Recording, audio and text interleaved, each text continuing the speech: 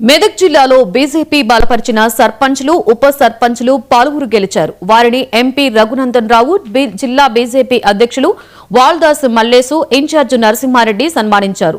జిల్లాలో 20 మంది సర్పంచ్లు, 19 మంది ఉప సర్పంచ్లు, 100కు పైగా వార్డు సభ్యులు గెలుపొందినట్లు ఎంపీ రఘునందన్ రావు చెప్పారు. ఎన్నికైన వారికి శుభాకాంక్షలు చెప్పి గ్రామాల అభివృద్ధికి పాటుపడుతూ మంచి పేరు తెచ్చుకోవాలని రఘునందన్ రావు సూచించారు. గెలిచిన సర్పంచులందరికీ ఎంపీ నిధుల నుండి ఒక్కో గ్రామానికి 20 లక్షల రూపాయలు కేటాయిస్తారని ఎంపీ చెప్పారు. ఓడిన వారెవరూ కూడా బాధపడకుండా మరింతగా బీజేపీ అభివృద్ధికి కృషి చేస్తూ ముందుకు సాగాలని రఘునందన్ రావు పిలుపునిచ్చారు. రాబోయే మున్సిపల్, జెడ్పీటీసీ, ఎంపీటీసీ ఎన్నికల్లో సత్తా చాటేందుకు బీజేపీ శ్రేణులన్నీ సిద్ధంగా ఉండాలని రఘునందన్ రావు చెప్పారు.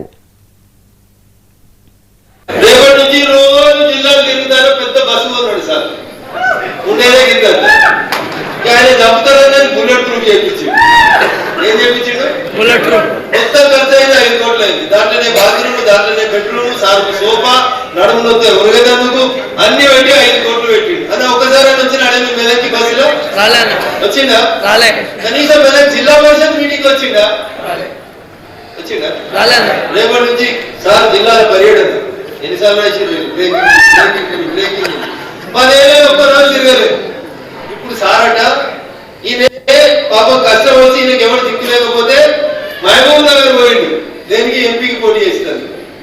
మహబూబ్ నగర్ మంచోళ్ళు ఈయన చెప్పిన మాటలన్నీ నమ్మి మా పాలమూరు పచ్చగా అవుతుందని, పాలమూరుకి వెళ్ళి వలసలు ఆగిపోతాయని ఈయన పాలమూరుకి ఎంపీ చేసారు. ఎన్నిసార్లు పోయింది ఎరికేనంటే మహబూబ్ నగర్కి ఎంపీగా? 5 ఏళ్లలో 5 సార్లు పోయింటారు. 5 ఏళ్లలో 5 సార్లు పోయింటారు. ఒక్కసారి కూడా పాలమూరు గురించి పార్లమెంట్ లో మాట్లాడలేదన్న ఆయన. నేను ఆర్డర్ రికార్డు చెప్తున్నా. 5 ఏళ్లలో 5